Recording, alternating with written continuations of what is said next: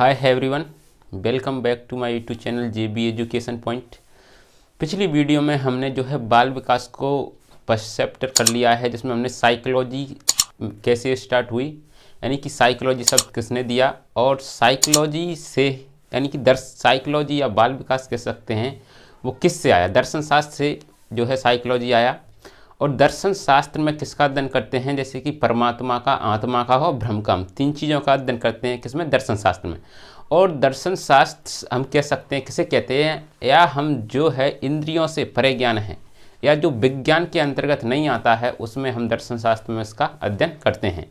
जैसे कि जो कि हम इंद्रियों से परे, जैसे कि हमारी इंद्रियां होती हैं पांच, आँख, नाक, कान, जीभ और त्वचा, ये पांच इंद्रियां होती हैं। अगर ये इंद्रियों से परे कोई ज्ञान होता है तो वो किसके अंतर्गत आता है, जो है वो ज्ञान है दर्शन शास्त्र के अंतर्गत आता है, या इसमें हम दर्शन शास्त्र के अंतर्गत इसका क्या करते हैं, अध्ययन करते हैं।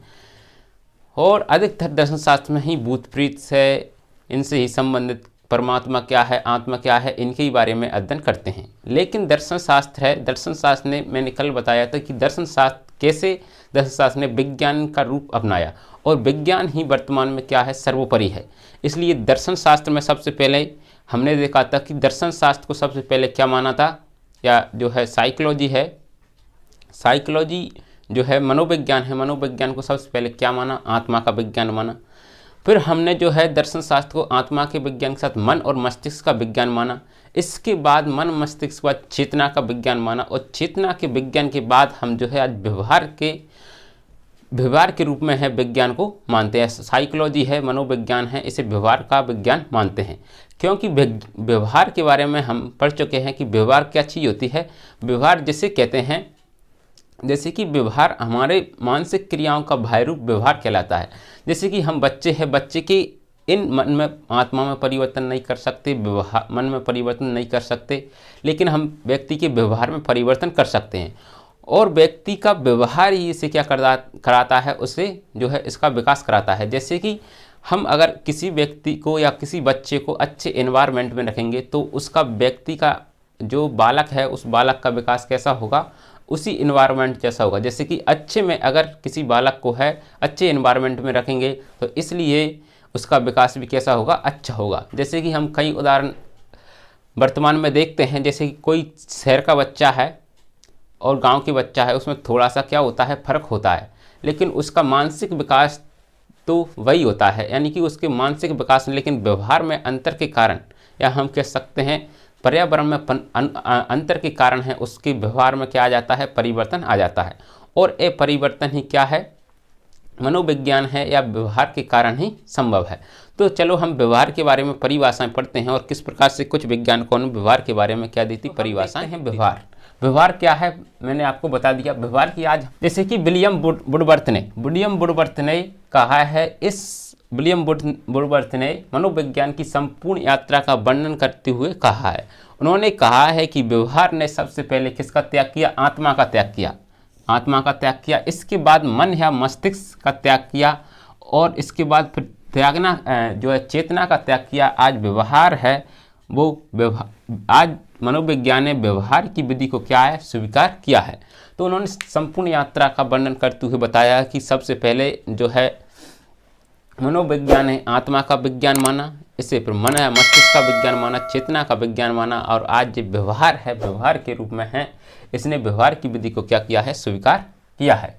इसके बाद विलियम मैकडूगल ने कहा है कि मनोविज्ञान क्या है, मनोविज्ञान व्यवहार और आचरण का क्या है, यथार्थ या शुद्ध विज्ञान है। यथार्थ माने सत्य है, इसे क्या बोलते हैं, मनोविज्ञान कहते हैं। यानी कि व्यवहार और आचरण का, जैसे कि अपन कैसा व्यवहार करते हैं और कैसा अपना आचरण है, इसी से पता चल जाता है कि अपना मनोवैज्ञानिक सिस्टम क्या है। तो इसमें है मनोविज्ञान किसका अध्ययन करेंगे, हम व्यवहार का और किसी व्यक्ति के आचरण का अध्ययन करते हैं।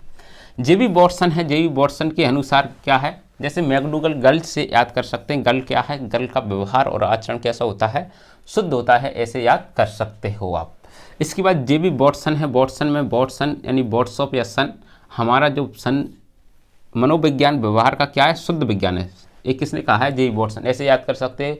जो हमारा सन है वो क्या है, शुद्ध विज्ञान है, शुद्ध विज्ञान पढ़ता है, ऐसे कुछ लगा के कर सकते हैं। इसके बाद BF स्किनर है मनोविज्ञान, मनोविज्ञान व्यवहार और अनुभव का। इसमें क्या है, देखो इसमें आचरण है और इसमें क्या है, अनुभव है। व्यवहार और अनुभव का शुद्ध विज्ञान माना है, किसने माना है, BF स्किनर ने माना है। तो नर है, नर में क्या होते हैं, अनुभव अच्छे होते हैं, ऐसे याद कर सकते हैं। तो BF स्किनर, नर माने अनुभव, नर के में जो है अनुभव अधिक होते हैं, ऐसे याद कर सकते हैं। इसके बाद सिगमंड फ्राइड ने चेतना का अध्ययन करने वाला विज्ञान। आपको पता है सिगमंड फ्राइड ने मन के 3 प्रकार बताए हैं, चेतन मन, अचेतन मन और अर्धचेतन मन। तो इस प्रकार से सिगमंड फ्राइड ने इसे क्या माना है, चेतना का विज्ञान माना है। इसके बाद मॉर्गन ने माना है मनोविज्ञान को मानव और पशु के व्यवहार का अध्ययन करने वाला विज्ञान माना है। मॉर्गन ने बताया है कि जो मनोविज्ञान है, मनोविज्ञान में मानव पशु के व्यवहार का अध्ययन करते हैं।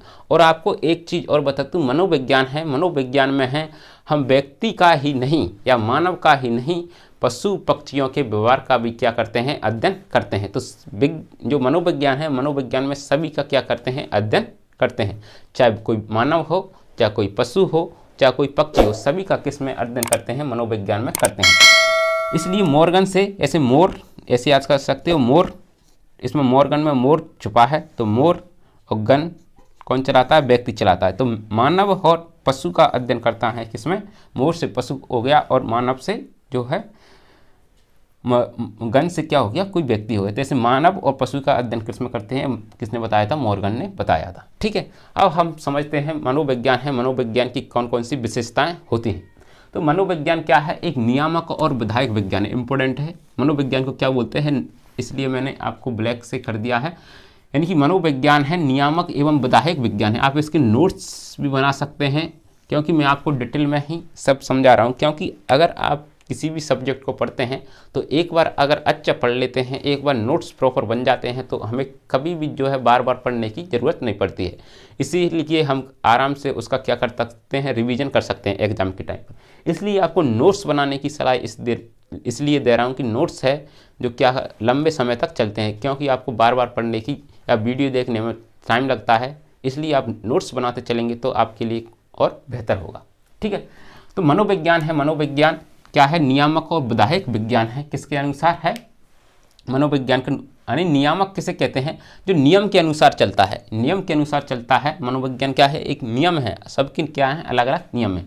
और विधायक विज्ञान है, विधायक माने एक सत्य है या ज्यों की त्यों है, यानी कि इसमें किसी प्रकार का परिवर्तन नहीं किया जा सकता। इस कारण मनोविज्ञान क्या है, एक नियामक और विधायक विज्ञान है।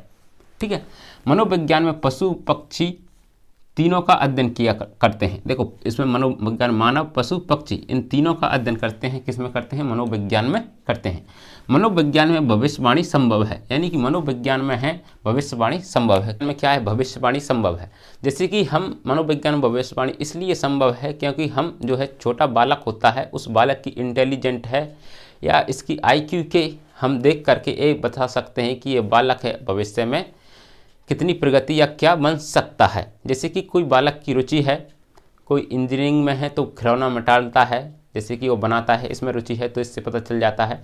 अगर कोई व्यक्ति है चिकित्सा में ज़्यादा ध्यान रखता है और डॉक्टरों को ज़्यादा इस बारे में बात करता है, तो इस प्रकार से इसमें भविष्यवाणी कह देते हैं कि इसमें भविष्यवाणी संभव है।